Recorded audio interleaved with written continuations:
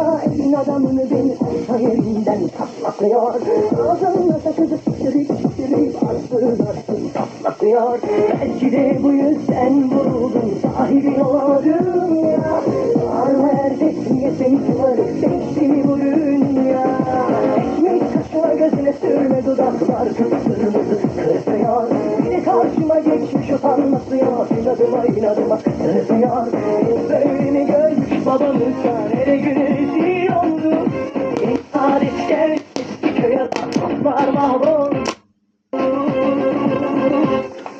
Şimdi fındık kıran, elinden çıkaran, kaderim gül belam yakalarsam.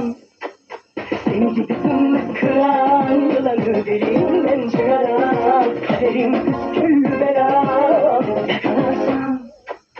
Ocağına düştüm yavrum, ocağına düştüm yavrum, sıcağına düştüm yavrum, el aman. Ocağına düştüm yavrum, ocağına düştüm yavrum, sıcağına düştüm yavrum, el aman.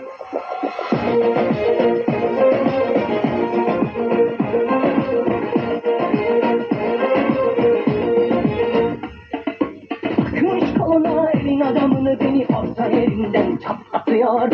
Ağzımla sakızı şişirip arsız patlatıyor.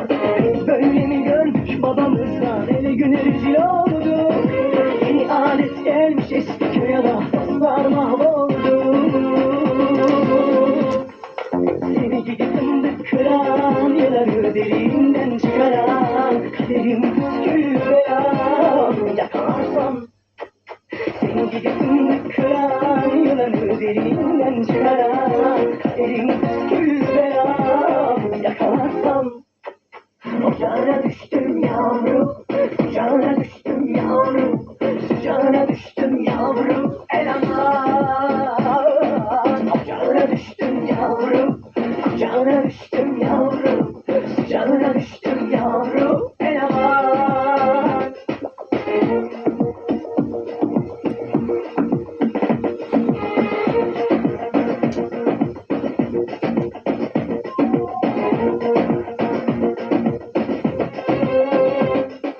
Seni gidi fındık kıran, yılanı derinden çıkaran, kaderim püskül belam yakalarsam.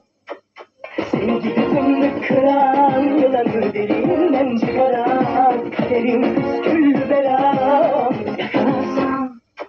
Seni gidi fındık kıran, yılanı derinden çıkaran, kaderim püskül belam yakalarsam.